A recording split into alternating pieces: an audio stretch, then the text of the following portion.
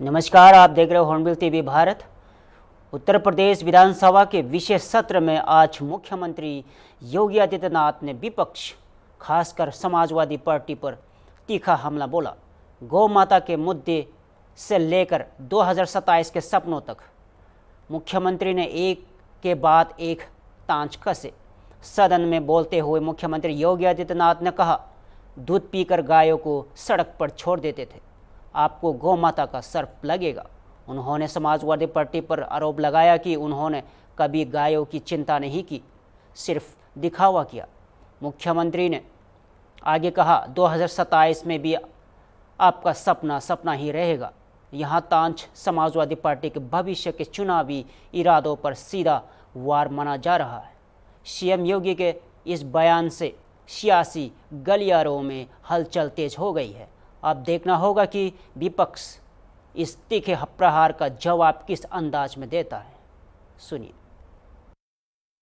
योजना में डेयरी और दुग्ध उत्पादन हेतु 50% का योगदान भी दे रही है। आपने गाय का दूध पिया, लेकिन गाय के दूध को कहीं भी आपने उसके प्रति एक कृतज्ञता ज्ञापित कर सकेंगे? आपको तो गौ माता का ही श्राप ले डूबेगा।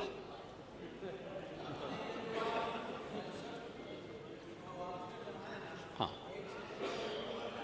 आप चिंता मत करिए। वे पांडे जी, मैं शिक्षा में भी आ रहा हूं, चिंता मत करिए, मैं वो भी बात बता रहा हूं। नहीं, ये श्राप तो आपको लग पाएगा, और इसलिए 27 में आने का सपना मत देखिए। इसलिए मत देखिए क्योंकि ये सरकार अपने आध्यात्मिक विरासत और प्रतीकों का भी सम्मान करती है और अत्याधुनिक विकास पे भी ध्यान देती है। ये सपना आपका सपना ही रहेगा। मुझे, आपका नाम माता प्रसाद पांडे है, लेकिन मैं पंडित श्यामनारायण पांडे की एक पंक्तियों को मैं पढ़ूंगा आपके सामने। उन्होंने कहा था, यूपी की जो विरासत है ना, यूपी की विरासत पर हर व्यक्ति नहीं बैठ सकता है, हर व्यक्ति नहीं आ सकता है। लखनऊ में आज़ादी के अमृत महोत्सव के तहत हर घर तिरंगा अभियान के अंतर्गत एक खास आयोजन किया गया। कार्यक्रम का आयोजन चिड़ियाघर परिसर में स्थित राज्य संग्रहालय में किया गया, जहां बच्चों और आम जनता ने बढ़ चढ़कर हिस्सा लिया। राज्य संग्रहालय में रंगोली प्रतियोगिता, तिरंगा बैच वितरण और सेल्फी प्वाइंट जैसे आकर्षक कार्यक्रमों का आयोजन किया गया।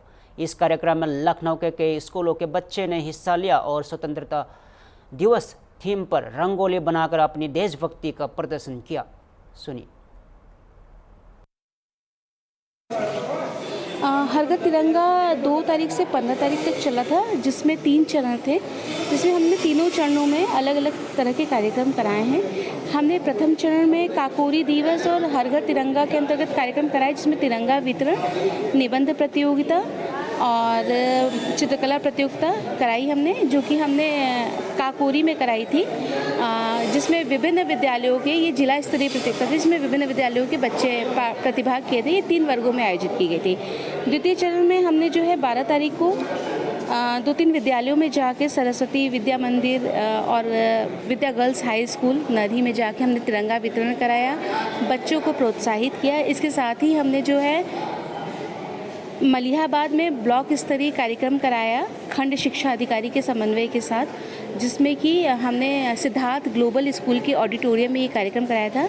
इसमें प्राथमिक विद्यालय, जूनियर वर्ग और सीनियर वर्ग तीनों तरह के ग्रुप में प्रतियोगिता आयोजित की गई, जिसमें भाषण प्रतियोगिता, गायन प्रतियोगिता, चित्रकला प्रतियोगिता एवं फैंसी ड्रेस प्रतियोगिता का आयोजन किया गया। फैंसी ड्रेस प्रतियोगिता में बच्चे जो है झांसी की रानी, गांधी, चंद्रशेखर आज़ाद, मंगल पांडे आदि बने थे। और जो भाषण प्रतियोगिता थी या गायन प्रतियोगिता थी, उसमें देशभक्ति से संबंधित भाषण एवं गायन दिए गए। चित्रकला प्रतियोगिता में बच्चों ने हर घर तिरंगा से संबंधित चित्र बनाए, कुछ बच्चों ने स्वतंत्रता दिवस पर आधारित चित्र भी बनाए। और तृतीय चरण में आज हमने जो है 13 तारीख को रंगोली प्रतियोगिता का आयोजन किया गया है, और साथ में सेल्फी पॉइंट भी आप सामने देख सकते हैं, हमारे म्यूज़ियम में लगे हुए हैं 2-3 पॉइंट्स पे, जिसमें कि भारत सरकार और उत्तर प्रदेश सरकार द्वारा एज अ वॉलेंटियर हर घर तिरंगा के प्रति जागरूक करने के लिए और अपना रजिस्ट्रेशन कराने के लिए ये जो अभियान चलाया गया है, इसमें सहभागिता की जा रही है राज्य संग्रहालय लखनऊ द्वारा।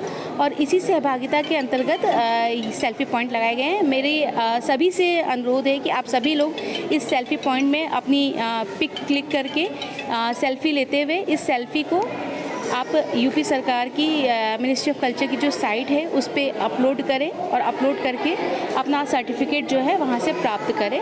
और इसी क्रम में हम अभी बैच भी हमने तिरंगा बैच भी डिस्ट्रीब्यूट किया है और तिरंगा झंडा भी हम अभी वितरित करेंगे बच्चों को और प्रोत्साहित करेंगे, बच्चों को उत्साहित करेंगे कि वह हर घर में, अपने घरों में, अपने कार्यालय में, अपने जहाँ पे भी जो भी जाते हैं उनको 1 बाय 1 ये एक चेन बनती जाती है जिससे वो एक दूसरे को प्रोत्साहित करें और एक दूसरे को मैसेज कन्वे करें। और कल हम विभाजन विभीषिका दिवस है जिसमें हम लोग एक प्रदर्शनी लगा रहे हैं। ये प्रदर्शनी विभाजन विभीषिका दिवस के ऊपर रहेगी जो कि 14 तारीख को दर्शकों के अवलोकनार्थ खुली रहेगी। साथ ही तिरंगा वितरण कार्यक्रम का आयोजन भी रहेगा। कार्यक्रम में हिस्सा लेने आए बच्चों ने भी देशभक्ति से भरे विचार साझा किए। एक छात्र ने कहा, हमारे फ्रीडम फाइटर्स ने अपनी जान गंवाकर हमें आज़ादी दिलाई है। ये बहुत महान कार्य था। हर घर तिरंगा सिर्फ झंडा लगाने का अभियान नहीं बल्कि आज़ादी की भावना को पुनः जागृत करने की प्रेरणा है। राज्य संग्रहालय का यहाँ आयोजन इसी भावना को मजबूती दे रहा है। सुनिए। मैं अपने दोस्तों के साथ मिलकर रंगोली बना रही हूँ और इसमें हम लोग ने भारत माता और बहुत सारी चीज़ों को दर्शाया है। और 15 अगस्त के बारे में मैं ये कहना चाहूँगी कि जैसे बहुत सारे हमारे फ्रीडम फाइटर्स ने लड़ाई की और हमारे देश को आज़ाद करवाया, जो कि एक बहुत ही महानता का कार्य है। जैसे रानी लक्ष्मीबाई, गांधी जी, वल्लभ भाई पटेल, ऐसे बहुत सारे लोगों ने अपनी जान गंवाई इस देश को आज़ाद करवाने के लिए। तो हमें इस अपने देश को साफ रखना चाहिए, इसकी सुरक्षा करनी चाहिए। उत्तर प्रदेश विधानसभा का मानसून विशेष सत्र विकास और विजन की बहस का केंद्र बन चुका है, जहां एक और सरकार अपने 2047 के रोड मैप का चर्चा कर रही है, वहीं अब विपक्ष के कुछ पूर्व नेता भी सरकार की दिशा और सोच की सराहना कर रहे हैं। समाजवादी पार्टी से निष्कासित और गौरीगंज से विधायक राकेश प्रताप सिंह ने भी विशेष सत्र में हिस्सा लेते हुए योगी सरकार के विजन और विकास योजनाओं की तारीफ की। उन्होंने कहा कि विधानसभा में इस तरह की सकारात्मक और नीति आधारित चर्चा देखकर खुशी हो रही है। राकेश प्रताप सिंह का ये रुख इसलिए भी अहम माना जा रहा है क्योंकि वहाँ पहले योगी सरकार के आलोचक माने जाते थे। 2047 के विजन पर हो रही यह बहस अब दलीय सीमाओं से ऊपर उठकर हो रही है और यही सत्र की सबसे बड़ी उपलब्धि मानी जा रही है। सुनिए। निर्दलीय विधायक राकेश प्रताप सिंह जी हैं मेरे साथ में। आज 24 घंटे तक सदन की कार्रवाई हो रही है। ये ऐतिहासिक दिन किताबों में दर्ज किया जाएगा।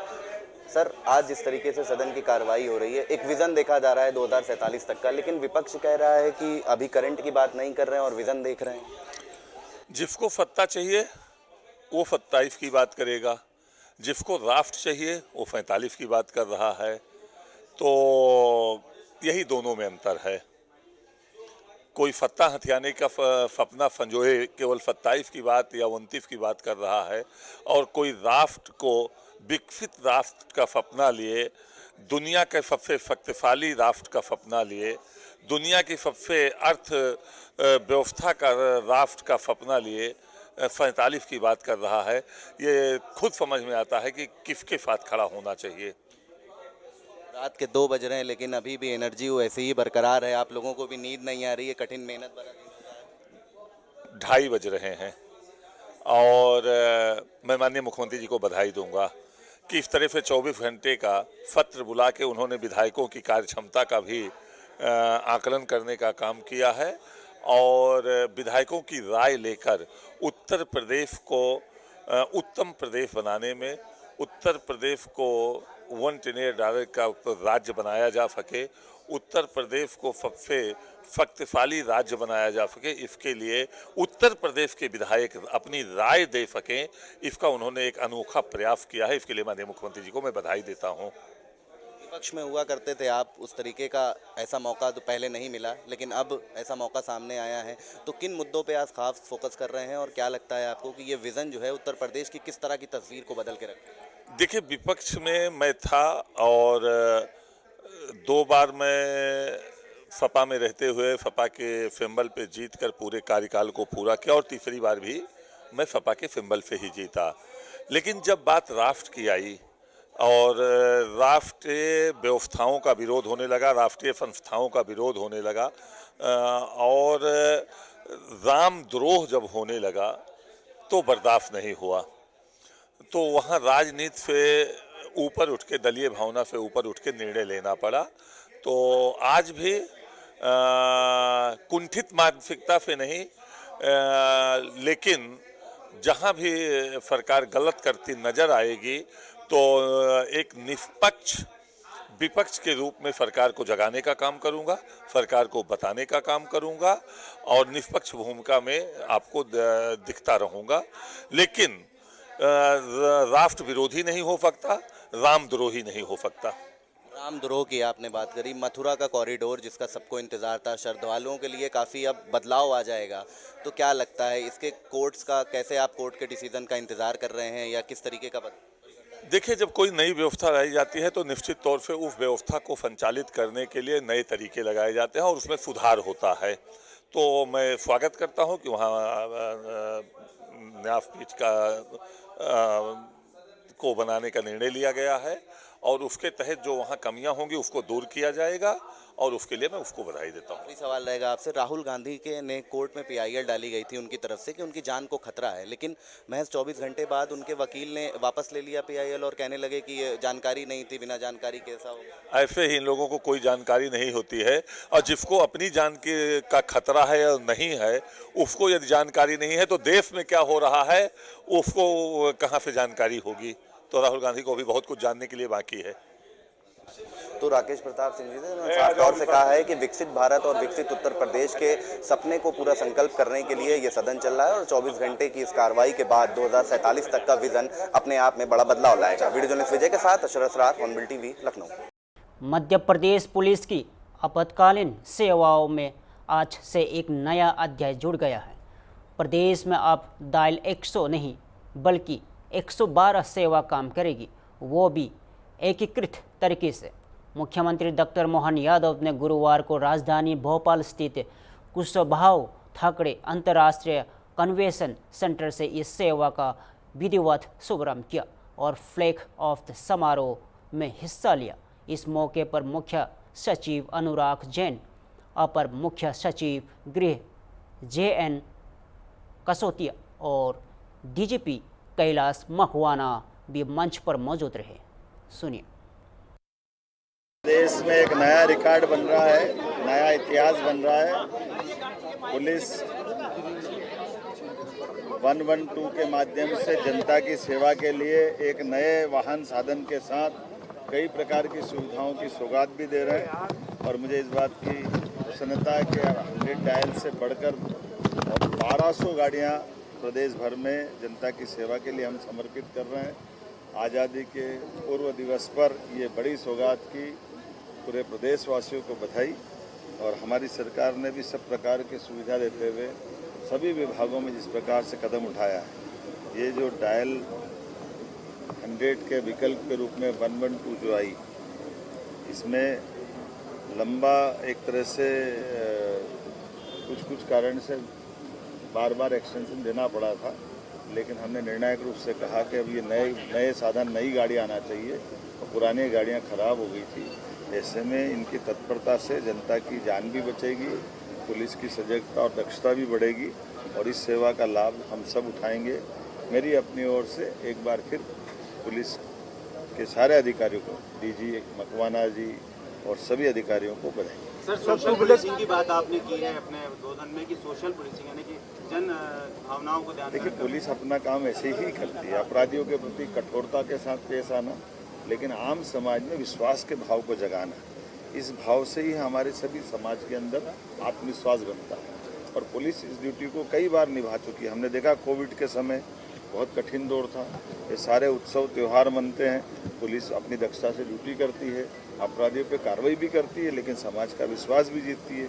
सभी प्राकृतिक आपदाओं में भी इस प्रकार से पुलिस से अपेक्षा की जाती है। अभी आज ही हम आंकड़े देख रहे थे कि पुलिस ने 100 डायल के माध्यम से भी अब 1900 बच्चों को उनकी जान बचाने का काम किया है। ऐसे कई परिवारों में झगड़े होने पर पुलिस ने वहाँ अपनी भूमिका अदा की। पुलिस की तत्परता से कई प्रकार की चीज़ों में मदद मिलती है। ऐसे में उस भाव को बढ़ाने की आवश्यकता भी है और लेकिन जहाँ अपराध हो जाए वहाँ कठोरता से मुकाबला करने की ज़रूरत भी है। मैंने वही अपेक्षा भी बताई और मुझे इस बात का संतोष है, पुलिस अपनी अपेक्षा पे खड़ी होती है। एम्बुलेंस का काम करेगी क्या? एम्बुलेंस अब प्रदेश के नागरिकों को अलग अलग इमरजेंसी नंबर याद रखने की ज़रूरत नहीं पड़ेगी।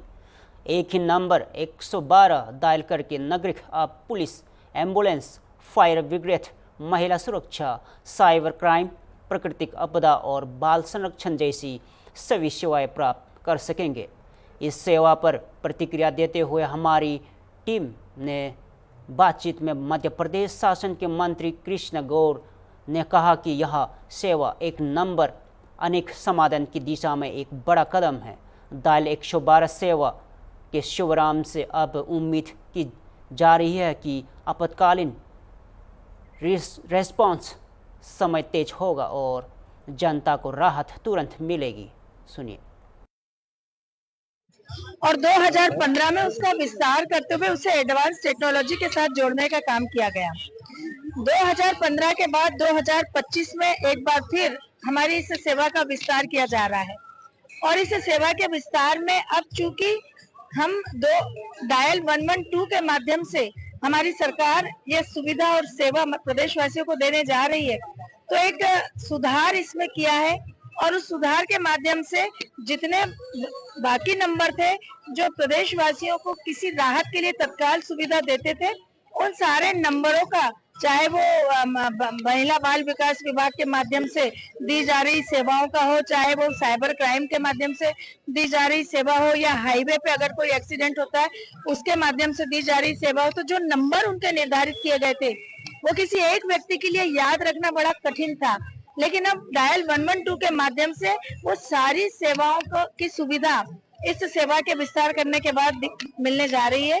निश्चित रूप से प्रदेशवासियों के लिए माननीय मुख्यमंत्री जी की तरफ से दी गई ये बहुत बड़ी सुविधा है, जिसकी जितनी प्रशंसा की जाए कम है। और पूरे पुलिस विभाग को हृदय से रिकॉर्ड समय में ये सुविधा प्रदेशवासियों को देने के लिए बहुत बहुत बधाई। महिला होने के नाते अगर आप बात करें तो इसमें महिलाओं को कितनी अच्छी सुविधा, बहुत महिलाओं, सबसे ज्यादा पीड़ित प्रताड़ित अगर कोई होता है तो वो महिलाएं होती है और वो चाहती है कि उन्हें तत्काल न्याय मिले। मुझे लगता है कि निश्चित रूप से इस योजना के विस्तार के बाद महिलाओं को सबसे ज्यादा सुविधा होगी और महिला इस नंबर को याद करेंगी और किसी भी प्रकार की परेशानी में तत्काल डायल 112 डायल करेंगी। उत्तर प्रदेश विधानसभा में विकसित भारत विकसित उत्तर प्रदेश 2047 विजन डॉक्यूमेंट पर हुई 24 घंटे की मैराथन चर्चा के दौरान एक बेहद भावुक लेकिन साहसी बयान आया। समाजवादी पार्टी की विधायक पूजा पाल की ओर से पूजा पाल ने मुख्यमंत्री योगी आदित्यनाथ को धन्यवाद देते हुए न्याय और जीरो टॉलरेंस नीति को खुलकर समर्थन किया।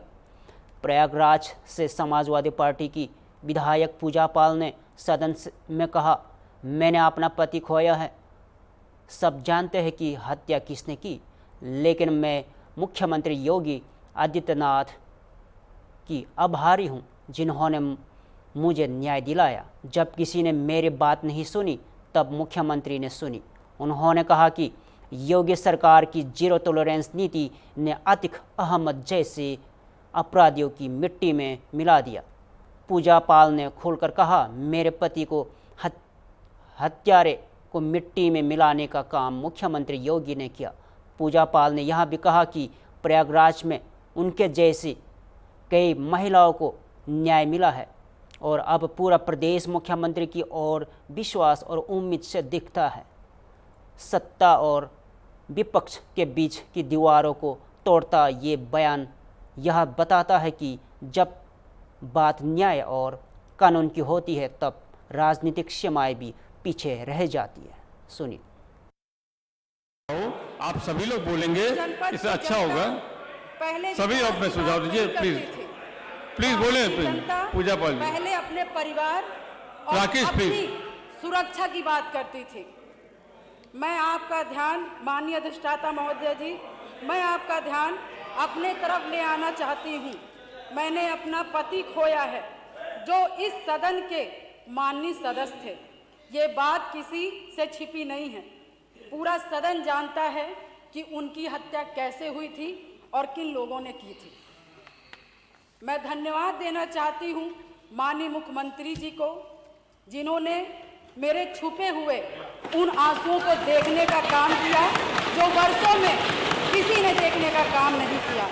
मेरा दुख, मेरा तकलीफ माननीय मुख्यमंत्री जी ने देखने का काम किया और सही मायने में मुझे न्याय दिलाने का और देने का काम किया। माननीय अधिष्ठाता महोदय जी, मुझ जैसे पता नहीं कितने प्रयागराज में पीड़ित परिवार को माननीय मुख्यमंत्री जी ने ऐसे अपराधियों को दंड दे करके उनको न्याय दिलाने का काम किया है। और कल शायद मेरी प्रयागराज की जनता मुझे सुनेगी तो वो लोग भी माननीय मुख्यमंत्री जी को धन्यवाद देने का काम करेंगे पुनः दोबारा। और माननीय अध्यक्ष जी, मेरे जैसे पता नहीं कितने महिलाओं की सिंदूर को मिटाया गया, पता नहीं कितने माताओं की गोदी सूनी कर दी गई। मैं धन्यवाद देना चाहती हूं ऐसे मुख्यमंत्री जी का, जिन्होंने जीरो टॉलरेंस ला करके, पॉलिसी को ला करके, अपना करके अपराध और माफिया अतीक अहमद जैसे अपराधियों को मट्टी में मिलाने का काम आज प्रयागराज, अधिष्ठाता महोदय जी, आज प्रयागराज ही नहीं अपितु पूरा उत्तर प्रदेश की जनता आज माननीय मुख्यमंत्री जी के तरफ विश्वास की नजर से देखता है कि कोई भी प्रदेश का कोई भी माफिया या भू माफिया हमारे भाई की तरफ, हमारी महिलाओं की तरफ, हमारी बहनों की तरफ बुरी नजर से उठा के देखने का काम करेगा तो उस हर अपराधी को मिट्टी में मिलाने का काम किया जाए। और माननीय अधिष्ठाता महोदय जी, मैं ये कहना चाहूंगी कि कोई जिसकी सबसे बड़ी बात, क्योंकि जो करके दिखा दे उसी पर विश्वास किया जाता है। मैं भी 3 बार इस सदन की विधायक रही हूँ, बहुत छोटी उम्र से रही हूँ, सबकी विश्वास और सबकी आस से मैं यहाँ पर आई हूँ। फिलहाल के लिए इतना ही। देश और प्रदेश से जुड़े हर खबरों के लिए जुड़े रहे हॉर्नबिल टीवी भारत के साथ।